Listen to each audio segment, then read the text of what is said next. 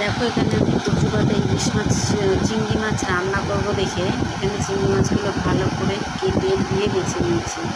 আর এদিকে দুধমান কচুর পাতা ভালো করে কেটে সুন্দর করে ধুয়ে নিয়েছি। আর এদিকে রেখেছি আলু, টমেটো, পেঁয়াজ, কাঁচা লঙ্কা কুচি এবং সুন্দর করে ঝিরিঝিরি করে আলুগুলো কেটে নিয়েছি, যাতে একদম অল্প সময় সেদ্ধ হয়ে যায়। এরপরে এর মধ্যে সর্ষে বাটাটা দিয়ে দেবো। সাদা সর্ষে, কালো সর্ষে, লঙ্কা বাটা আছে। তার মধ্যে নুন, হলুদ পরিমাণ মতো, একটু সর্ষের তেল, একটু লঙ্কার গুঁড়ো অ্যাড করেছিলাম কিন্তু সেটা দেখাতে পারিনি। দিয়ে আলুগুলোকে এর মধ্যে দিয়ে দেবো। ভালো করে মাখিয়ে নিয়ে এবার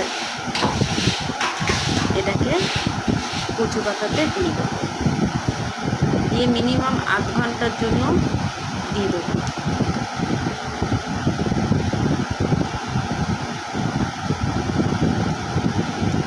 যেহেতু একাই ফোনটা ধরে করছি, কিছু করার নেই, এরকমই দেখা তেরা হয়েছে, কিছু মনে করো না। তারপরে একটু সর্ষের তেল দিয়ে দেবো বেশি করে। খেতে কিন্তু সত্যি প্রথমবার করেছে, অসাধারণ হয়েছিল। গ্যাসটা জ্বালিয়ে লো ফ্লেমে রেখে দিয়েছি, যেহেতু কচু পাতা বেশি হাই ফ্লেম দিলে হবে না, দিয়ে ঢাকা দিলেও আস্তে আস্তে লো ফ্লেমে সুন্দর হবে। আর এটাকে নামিয়ে আমি একটু ধনেপাতা ছিটিয়ে দিয়েছি। আজকে কচু পাতায় চিংড়ি মাছ দারুণ হয়েছে খেতে। Thank you.